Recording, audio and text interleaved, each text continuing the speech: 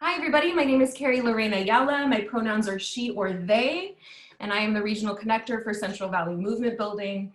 Welcome to our first webinar of 2020, Education Justice, Organizing in a Time of COVID. Thank you for joining us. We are glad you are all here.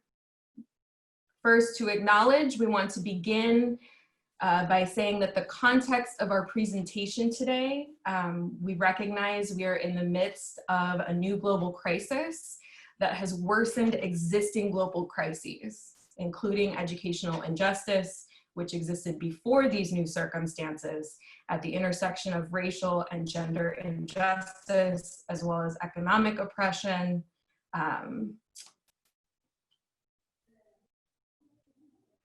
and mass incarceration.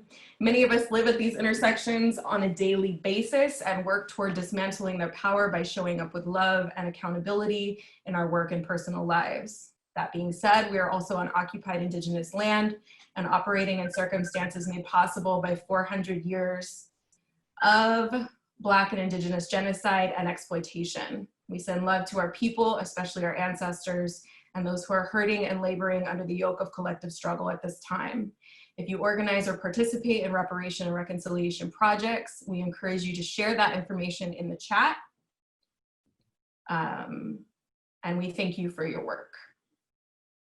Before I introduce our panelists for today, I'd first like to introduce us. If you haven't heard of us already, we are Central Valley Movement Building. We are a coalition of organizations working to dismantle the school to prison pipeline in the heart of California. I am Valley born and raised, and we have partners from all over the Central Valley who engage in programs, campaigns, and political education, building a foundation for education justice with a shared vision for collective liberation. That being said, I'd also like to take a moment to express gratitude to the members of our core coordinating team, which is our decision-making body. And very quickly, I would like to go over our principles of engagement. We do love new partnerships, and what brings us together as partners is not only our shared vision, but also an agreement to these 5 principles. 1, we agree to prioritize working with base building groups that are organizing those most impacted and marginalized by school pushout and criminalization. 2, we understand the importance of working with groups that engage with students, parents, and community members through service, advocacy, cultural work, and healing. We are willing to challenge the systems and structures that are accountable for the practices that have contributed to the school to prison pipeline. 3, our capacity building work is centered on supporting local work around school discipline with a vision toward the following larger goals. A, ending racial and other structural disparities. B, redefining public safety. C, ending mass incarceration and criminalization. And D, breaking the intergenerational cycle of poverty. 4, there is a mutual interest in working together. There is no hidden agenda, but a strong belief that in order to make real impact in California, we need strong local organizing and a statewide vision that is rooted in real relationships across our regions and districts. 5, we are committed to working together in a way that does not create dependence on expertise outside the region, but helps build connections to people, information, and resources that will build the capacity of leadership within the region. So for those who are interested in learning more about us or have questions about anything that I just said, I encourage you to reach out to me privately. I believe we're going to share my phone number and email address in the chat. There it is. Thank you, Maria. We also have social media and our website at cvmb.org. For those of you who have not attended one of our events or listening sessions in the past, we hope that you can join us for upcoming webinars and calls for more information. Group agreements. These are for folks in the chat as well as our panelists. This is kind of our community norms. 1 is come as you are. We don't ask you to be anyone other than who you are. We're glad you're here. 2, speak from experience using those I statements. 3, practice good faith. So trusting that we're all here for a good reason and that we want to participate honestly and sincerely. 4, break it down. So similar to how my friends Lourdes and Cecilia have asked me to go slower in the chat, if you need something from us, let us know. and we will do our best to break something down for you. And of course, stay humble. We all have something to learn. That's why we come together, to make ourselves stronger. So we ask that you agree to these group agreements during today's presentation. And I will now go ahead and introduce our panelists.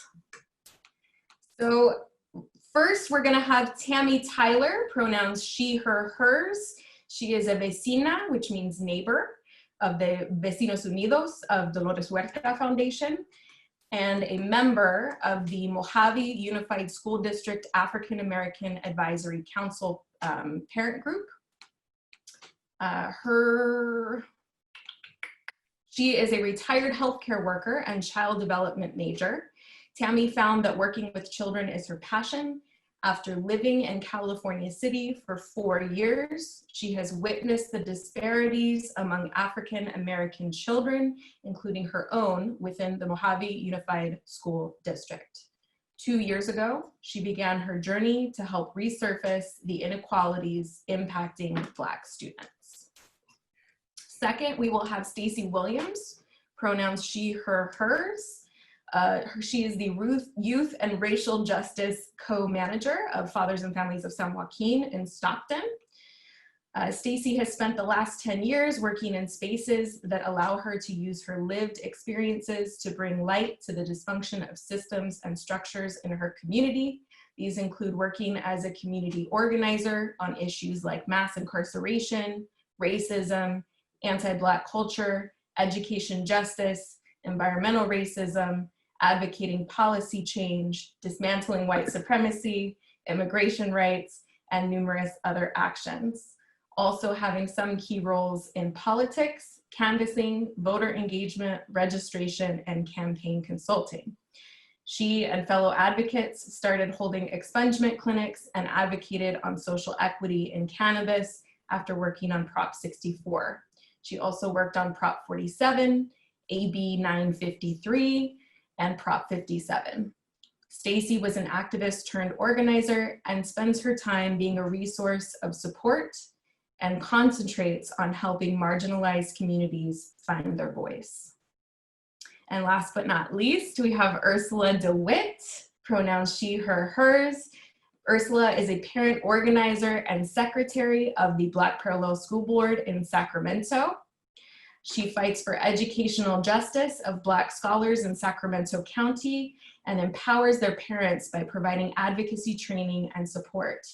Ursula is currently working in solidarity with the Dignity in Schools Campaign California, also known as DSC California, demanding implementation of local and statewide parent educational demands, initially introduced as the Parent Racial Justice Demands for Emergency Schooling during COVID-19. All right, at this time, we are going to go ahead and transition into our first panelist. Tammy, take it away. All right, hello all. Hope everyone is doing good this evening. I'm just gonna start off by talking about my journey. So my journey is with my son who's autistic. I have 2 sons. And me transitioning from one county to another, which is Kern County. I went through a lot of IEPs and 504s, realizing that what was looking good on paper, the actions weren't actually being taken for my son. So I had to become an advocate and get into his school and start volunteering and start observing what's going on around him. And what I found was a lot of the things in these IEP meetings, they were not being done. And so later on, I reached out to the African American Advisory Council when it first was created. And we had actually created a panel for issues like this, not just with special needs students, but with students around the district. So that's how I became involved, and it actually paid off.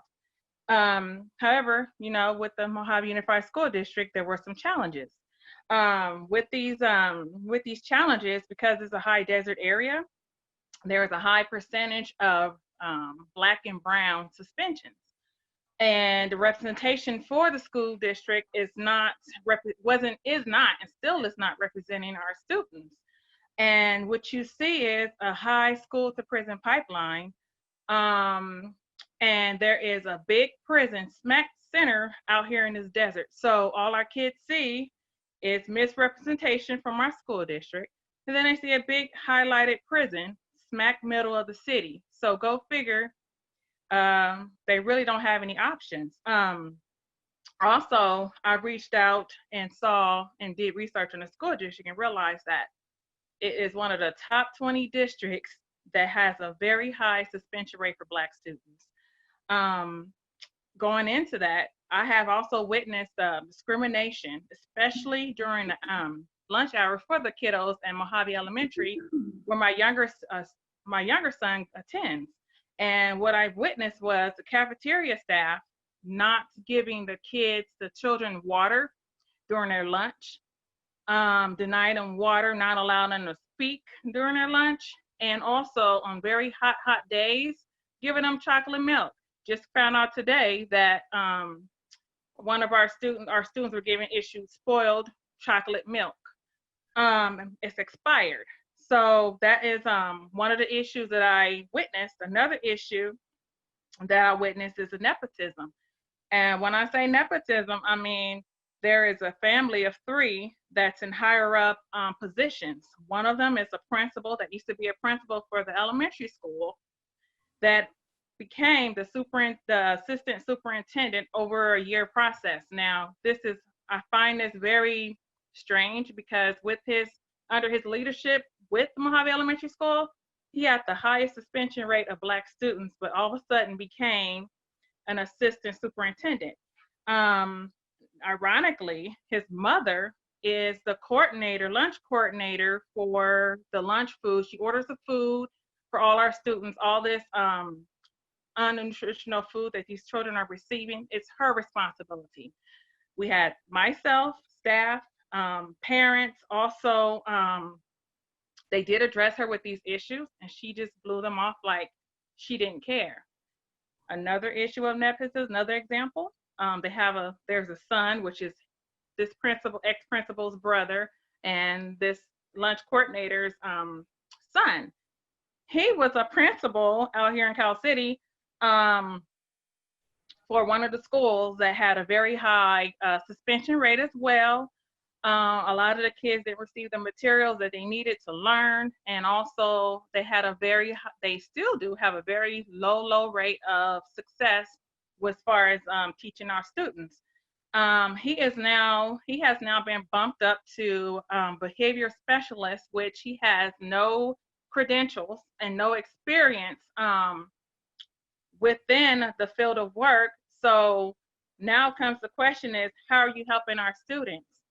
And these are the issues that's been kind of pondering with me, but we're gonna figure this out one way or the other. And parents and staff also have been retaliated on. What I mean by that is once a parent or a staff member steps up to this district, Mojave Unified School District, they are retaliated on in some kind of way, whether it's abusing or suspending your child, threatening the parents by being very rude and disrespectful during board meetings. You find teachers not communicating like they should with their student, and that has been an ongoing process. And also an ongoing process is when the parents start learning their rights, which we are stakeholders. I have learned that as well. We are stakeholders. The board members do not like that. So what they do is they become very rude, and then they try to make us parents feel that we're below them, that we don't have power, but we do have power. So I have learned to stick up with this district and not tolerate the stuff that they're trying to hand out to our students or our parents or the staff that do care. It is very clear that Mojave Unified School District is definitely trying to divide the Black and Brown community. And for example, the ELAC, which is English Language Advisory Council, which is a replication of African American Advisory Council, except for this is for the brown parents. What they have done is they only have this in Mojave. Now and it's been discontinued, or there's a disconnect because it's not connecting to the parents out here in California City. Same as for African American Advisory Council. It's not connecting to the Black parents that's in Mojave. So when you start to investigate this district, you will see a lot of disparities and separations that they're going to try to divide and conquer within just separating us. However, there is good news. With advocacy with DHF, I have learned to parent organize with the tools and strategies and the support. I've also learned how to navigate and also understand the local community accountability program, which is a program for parents funding that will supposed to help our students achieve their academic goals. With Dolores Huerta, I realized that without her support, I would have still been lost. And I appreciate that support very, very much, because as a parent, not just looking out for my student, my child, but looking out for all the kids, because you hurt one nationality of students, you hurt them all. And that's what this district is doing. I was also able, we were also able to utilize space with DHF outside of the school district to allow us to still communicate with our Black community, to figure out what's going on and what are the issues that's still arising that this district has not come close to solving nor are trying to solve. So we're getting a lot much better feedback and accomplishments just being away from off the campus, but being in the Dolores Huerta establishment to speak with our parents. I was also able to research other African American groups that councils that I found that it's nationwide. I thought it was just here, but it's nationwide. But as a nearby neighbor that I was able to hook up with, and because of that, I was able to reach out also to the Black Student Advocacy Network, which is also a network that helps districts, parents in districts like Dolores Huerta and the Central Valley Movement Building. I was able to get a lot of information as well. So with all that combined, it made me a stronger parent and become a stronger advocate. And also, as far as this funding for the budget for the district, what we did learn was brought to attention of the district that they know they needed more diverse staff. So we were able to get them on notice to let them know that we need more diverse staff. We're able to accomplish cultural performing arts. We just had one show, but we're with the movement, and once the school is back up running, we're gonna be coming in there stronger than we were when we left. And also now parents have the knowledge and power to know that the district works for us. We don't work for the district. So now that the parents are aware of that, it has given us opportunity to better organize during this COVID crisis. So now we also have weekly meetings via telephone or video. We also are able to attend school board meetings and site council meetings to figure out exactly what's going on and what's our next move. Also, one of the working plan strategies that we are working on too is to work with our local senators, city council members, school board members that are on education side. We want to find out which strong members are for education, which ones are against school to prison pipeline, and those are the ones, since this is a voting year, those are the ones that we're going to reach out to see how they feel about our students. And we're just, and on a final note, I want to say this: there is no reason why Black and Brown should not be unified. We should all be unified regardless, and they're not going to divide and conquer. We're gonna conquer all. With that, si se pueda. Thank you so much, Tammy. What a great way for us to kick it off. All right, with that, we're gonna go ahead and transition over to Stacy. Hi, everyone. Okay, well, I think, how do I follow Tammy? Tammy, that was amazing. Thank you. First, I think what was important to talk about here is to say where we started. I think the important work that we've been doing here is understanding that there was gaps in the system, that literacy rates were low, that that education was already failing our Black and Brown students before COVID. And so that was already a problem. We saw gaps and holes in literacy rates. I mean, here in Stockton, we were #1 as far as the lowest literacy rates in the state of California. So being #1 is that's not the list you want to be #1 on, is to be having lowest literacy rates. And we know that directly correlates to the school to prison pipeline. And so I think what we've noticed is that where did we start from? What were the gaps before? And a lot of our kids don't have access, right? They didn't have access to quality education before COVID started. And so now that COVID's here, what is the limitations for access? Like, do our kids have access to Wi-Fi, computers, laptops? If we're doing everything digital, do they have access to communication? Do the parents have access to communication with the teachers, with the school district? So we've really been trying to help bridge those gaps of access to education. There's been a lot of confusion about grades. Our grades being tallied right now. Some kids are saying we're not getting graded. So parents are like, do we need to be doing anything? There's a lot of miscommunication that way. I'm going to slow down a little for our translators because I can start to talk fast. Sorry, I get really excited. And so there's some gaps that way. We know if our kids don't have access to education for long periods of time, if they were already behind before, right, COVID started, where are they going to be at when school starts back up again?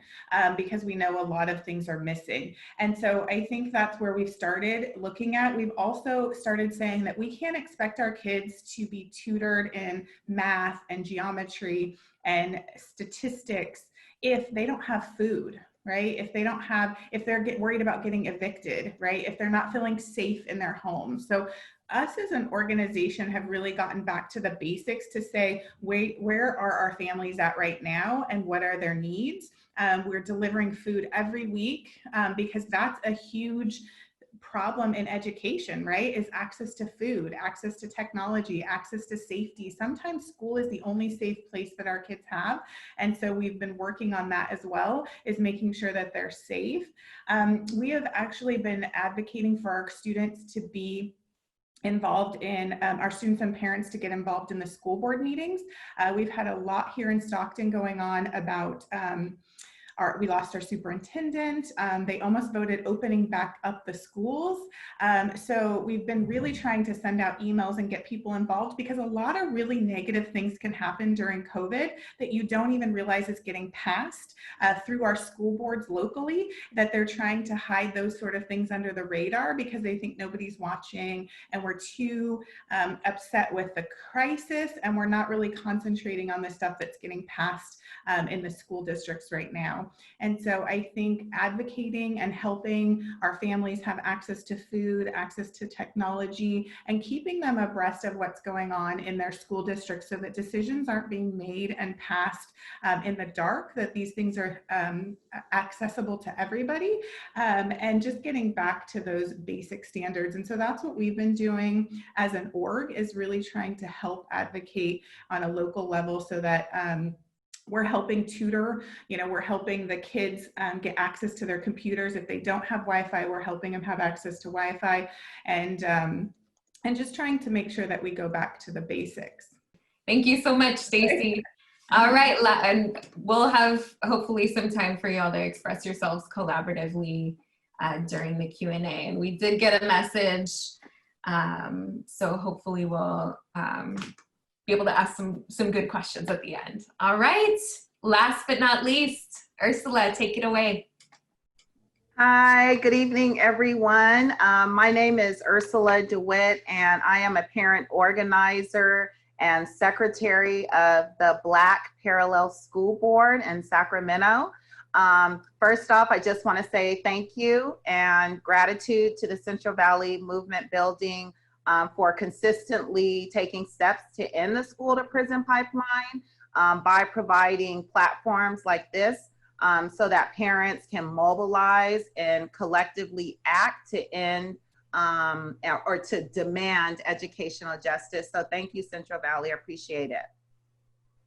I just wanted to start off a little bit with how I got started in parent organizing.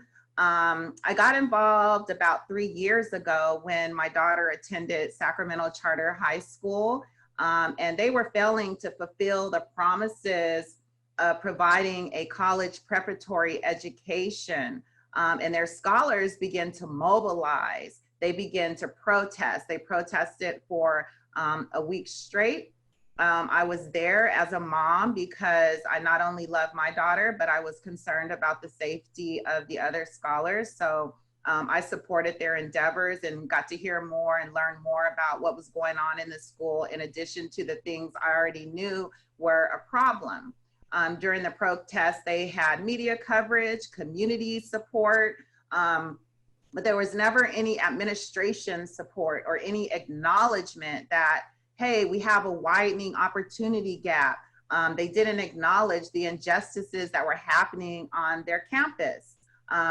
In the end, my family was pushed out when the person in charge of the school sat me down and told me that my expectations were too high and the schools could never support a rigorous college preparatory curriculum as they had promised. So during this time, I began to realize that schools can act as places of oppression and that I had to fight not only for my scholar, but for education justice in general. So that's how I became a Black Parallel School Board parent organizer, fighting for educational justice, empowering parents, and working to close the opportunity gap. Educational justice is something that the Black Parallel School Board fights for every single day in Sacramento County. Black minds are ignored here. Even with the passing of policies like AB 420, which ended suspension and expulsions, Sacramento County still continues to be one of the places that has the highest rate of suspensions in California. This was highlighted in the Capital of Suspensions report, which examined the racial exclusion of Black males in Sacramento County.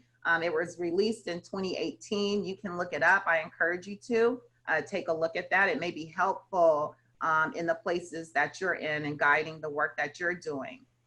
So with that report coming out, what it confirmed for the Black Parallel School Board is that the systematic school to prison pipeline is alive and well. It's alive and well, while at the same time, millions of dollars are being poured into schools to close the opportunity gap. But it only continues to widen. And now with COVID-19, it will only be exacerbated. And this will be exacerbated in the face of districts receiving CARES Act monies. So prior to the pandemic, parent organizers, we were working to inform parents about education policy and rallying support for policies like AB 1834 and AB 1835, which will bring accountability and transparency in the way millions of LCFF monies are not spent to close the opportunity gap for Black underperforming subgroups like foster, homeless, and disabled scholars. Regarding the CARES Act, it's really important that parents demand to have a voice regarding how the money is spent in regards to closing the opportunity gap. Like with LCFF funds, there needs to be a mechanism for checks and balances to make sure that the monies are being spent in an equitable manner. So I would encourage you all to check in and see how much CARES money did my district get and what are they doing with the money. During the COVID-19, Black Parallel School Board parent organizers' goal to empower parents definitely hasn't changed, just our delivery. So a lot of our parent trainings that we previously did in person, we're offering those on Zoom now.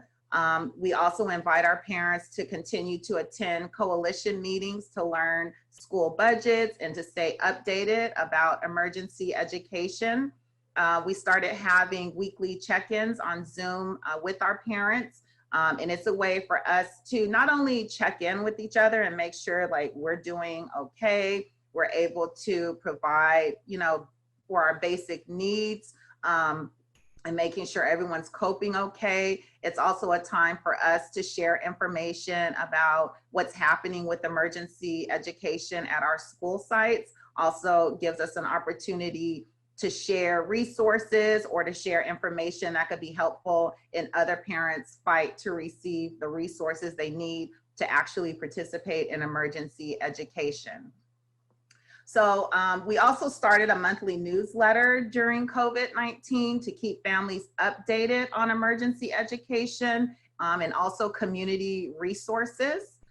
We will continue to offer trainings through the summer on technology. We will address the summer slide, also known as a loss of learning over the summer, and a whole lot more. We're really excited about that. The goal is to have parents prepared to actively engage in their school site, attend and serve on school site councils with an understanding of school plans for student achievement, LCAP, and we also want them to be able to attend school board meetings and make comments regarding budgets. So another way that we're organizing during COVID, I mean, we're always organizing, we're always working. COVID, it just brought a lot of inequities to the forefront. So as a Black Parallel School Board parent organizer, working collaboratively with other like-minded parent organizations, to close the opportunity gap has been highly beneficial. It allows us to have a further reach and support than we would have if we were just working within Sacramento. Dignity in Schools Campaign California is one of the organizations that we are a part of. It's made up of many parent organizations throughout California. And at the beginning of the school closures, we had a regularly scheduled meeting. At the meeting, it was clear that everyone was kind of down, and we had to switch gears so that we could begin to work on the inequities in emergency education.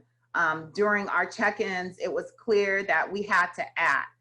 We all spoke of the stories of pain and confusion that our families were experiencing with COVID-19, and how emergency education was like literally dismantling the foundations they had begun to build equity on.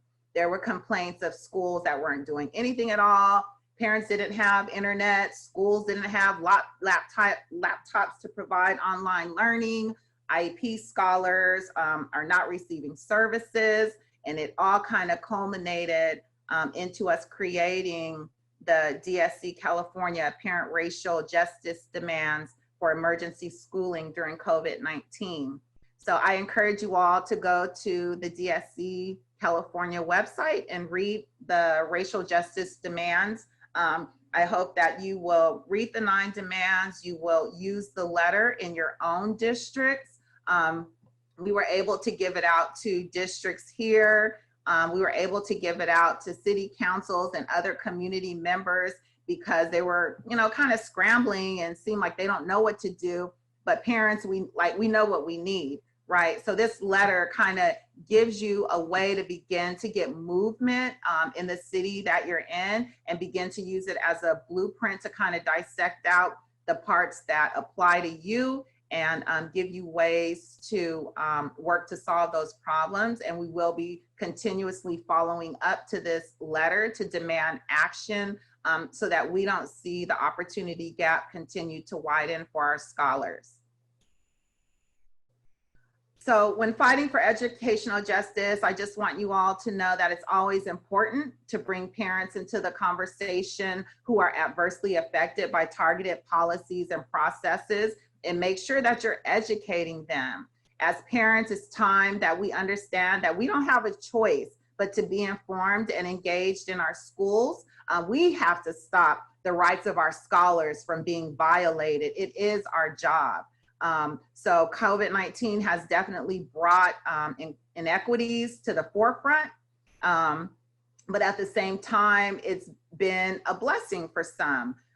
Some parents are discovering that their children are no longer getting calls home from school. Their scholars are actually performing better than when they were in school.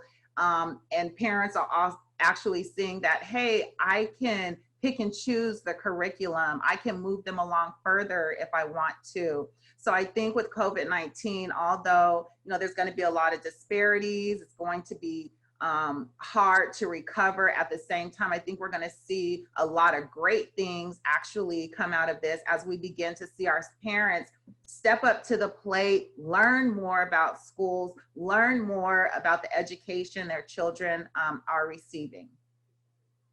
That's it. Thank you. Awesome. Thank you so much, Ursula. And thank you once again to all three of our panelists. You all did an amazing job. And I'm just constantly in awe of the things that you're able to do in your local communities. So we do have 15 minutes left. So hopefully that means we can have some good, juicy discussion for at least about 10 minutes. And something that I noticed, first question I'm going to ask is for all of you. And this is something that I've heard from folks in the community that I've been in conversation with, and then it's also some of the questions that we received via email before the presentation were about concerns about how drastically the funding is going to change in the aftermath of this. So all three of you did a beautiful job of addressing, the circumstances before COVID, what rapid response you're doing now, and how folks are now beginning to organize in this virtual setting to advocate. But this is just the first wave. So what we've got coming now is that we've got the governor talking about cutting budgets, and that will likely directly impact the funds that our schools and our students have available to them. And so I know some of you, if not all of you, do a little bit of like the LCAP and the LCFF work. What are you planning for? How do you see that changing? What should folks on the ground be advocating for at this time? Okay, this is Tammy. Oh, wait, sorry, before you get started, Tammy? Yes. Can you do a quick job of defining LCFF and LCAP? Yeah, so LCFF is local community funding.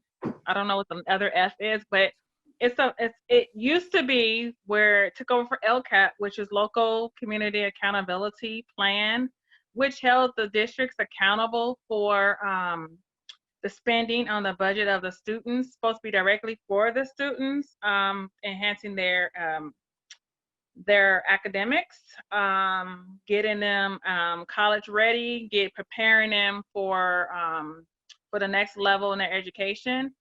And what we found was that districts have control over this money. So what they've been doing is they've been harboring over this LCAP, LCFF money, spending it how they want to spend it. So with groups like AAAC and ELAC and DLAC, what they've done is they wait like 1 month before the semester, the school ends. They've only given ELAC a couple of $1,000s to say, hurry up and spend it. But we don't know how they're accountable on where this LCAP funding is going, besides increasing amounts of payment to the teachers and staff, which I can count on one hand that these teachers some teachers are very good and the other teachers are not teaching, those are the ones that are benefiting from the LCAP. So when this is all over, if the governor does do a budget cut, I'm going to propose we get a itemized budget list as to where is this extra money that you guys have that wasn't spent before this COVID crisis. Where is our budget? Because you guys should have enough money saved to hold us over in case the governor does do budget cuts. And so I'm going to demand from our district, once again, I'm going to keep demanding till they get tired of me. They not already are. Give us our funds. Our African American, our brown students, and all other students are suffering because you guys are withholding our funds, holding it hostage. So we're going to withhold our funds, and it should tie us over. But they will learn now how to budget better if the governor does do a budget cut. Thanks, Tammy. Stacy or Ursula, did you want to add anything to that? Yeah, I mean, I'll just real briefly say that there's definitely cuts coming. We definitely have staff right now combing through that budget. There is definitely in this May revise some deep cuts to education that are coming. And we know that when those cuts are made, that they are made first in the things that help our Black, brown children. That is where they make the cuts first, for sure. And so we need to be, and this is why we've been educating our parents and students and community members to be looking at school board right now, to be watching those agendas, and because we really need to stay active in those, because those are where some changes are going to really be happening. And I think there hasn't been a lot of access to that, right? I mean, we've seen cities, not just here in Stockton, but all across California, that are making it really difficult for people to watch those school board meetings. They've been really hard to get agendas. I mean, even for some of us who have been doing this work a long time, they're embedding these things and webs and numbers and just making it extremely difficult for us to access that information easily. I've seen, board meetings canceled 30 minutes before the board meeting, agenda items changed and pulled last minute. And so I think the hardest part right now is really just telling everybody the cuts are coming. The cuts are definitely coming to our programs that really help our children. And we really have to try to, so what we're trying to do right now is disseminate the information in a really easy way, trying to get those agendas, stay on top of it so that we can get people the information they want, because right now we can't show up, right? And that's really the hard part. We can't show up with 500 of us to a school board meeting in their face and demand change because everything's online. And so with that, it's becoming really hard for us to advocate. So we're sending in emails. I mean, one school board meeting, I had 100 emails sent in, and I said, let's just, all send an email and do as much as we can to advocate for our communities, because I promise you the budget cuts are coming and they are definitely affecting our programming. So we really need to help people with transparency and with access to those school board meetings and budgets. Thanks, Stacy. Ursula?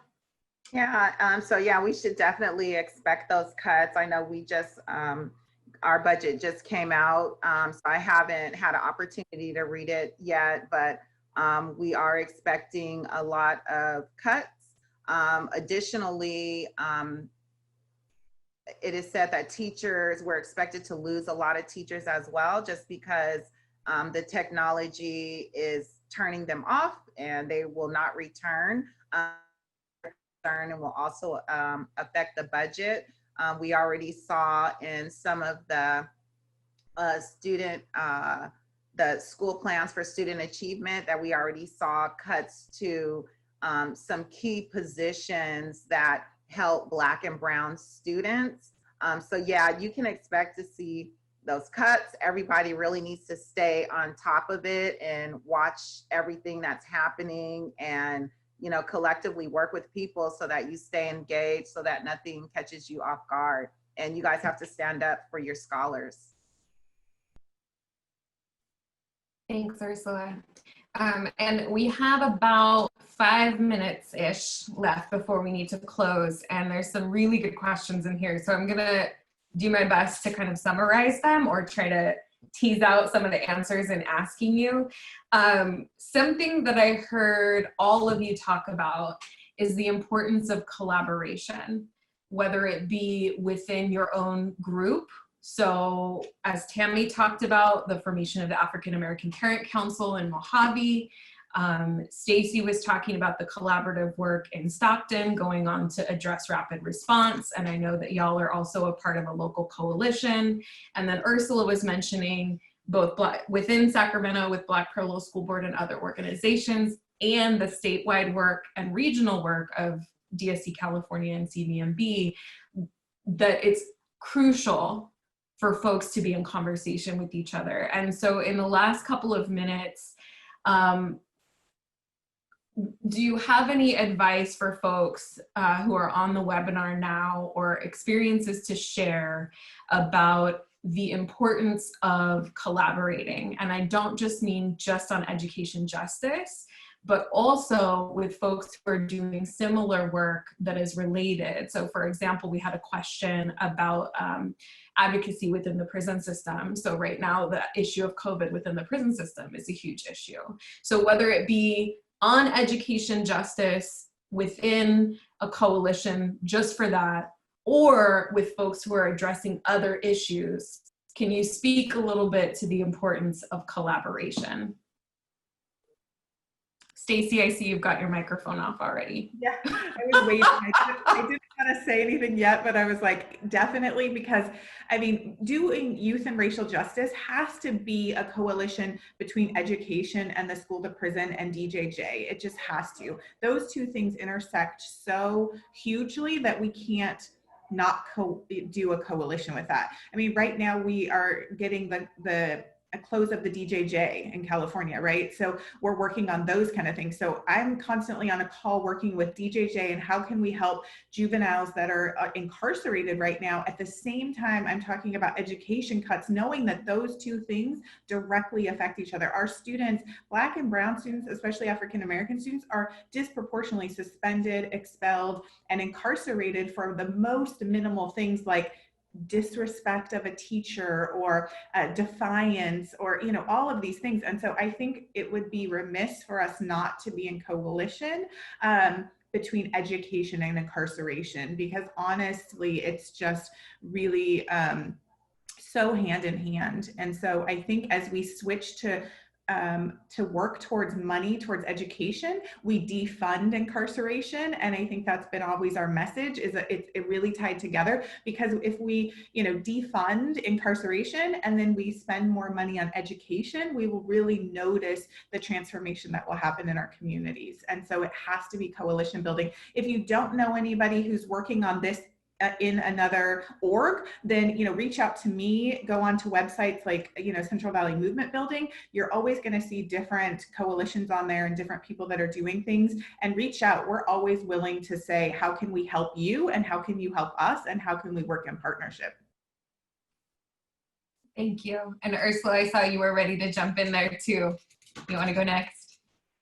Yeah, I love collaborations because it enables you to, work with people that are on the same page with you. And then sometimes, you collaborate with people that maybe you don't think exactly alike. So just those differences and being able to communicate and work through them, you're able to create something beautiful, right? So I love collaboration, and especially, sometimes when you're in a place where maybe the parents don't have the wherewithal to stand. If you're able to work in collaboration with others, then you can take a stand for those parents who are unable to show up for themselves. So yeah, I love collaboration. Everyone should be doing it. And it just makes the work easier, right? Because you don't have to reinvent the wheel. A lot of times someone else has already done it, so.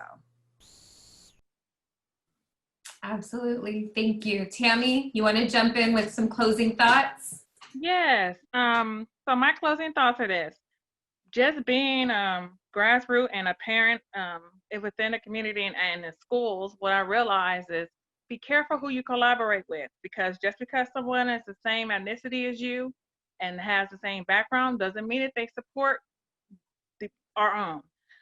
They may be on the other side, on the left wing. So please be careful who you collaborate with. But collaboration, home training starts from home first. it starts with us building more organization, is teaching these younger parents how to be good parents, and that they're not alone, and that we do have people out willing to help, or resources to help you with your child. Because if the child is not helped, it's a repetitive, ongoing situation that keeps going and it never dies out. So the goal is to collaborate with anybody that you know, as Ursula said, has the same identity and the same type of motive that you have, whether it be education, whether we get this prison system out of this California city, wherever you are, to fight. Stay on the ground, go knocking door to door, and let people know that you're there. You are the community, and the community is you. Awesome. What a beautiful note for us to end on. Thank you again so much to our panelists, as well as to everyone who joined us today. Contact information for the folks who were on the webinar today is going to be shared out, as well as any of the presentation information. So look for that in your email. There were some questions that didn't get answered, including some folks who were hoping for advice about how to get started organizing, which is amazing news for us. Like, that's the thing that I want to hear. So very inspiring talk. Thank you again to our panelists. Thank you to all the folks who supported us in our organizing. I planned on sharing my screen again to share my contact information, but honestly, it's a mess right now and I don't want to do that to you. So please look to the chat if you haven't already for information about how to contact me.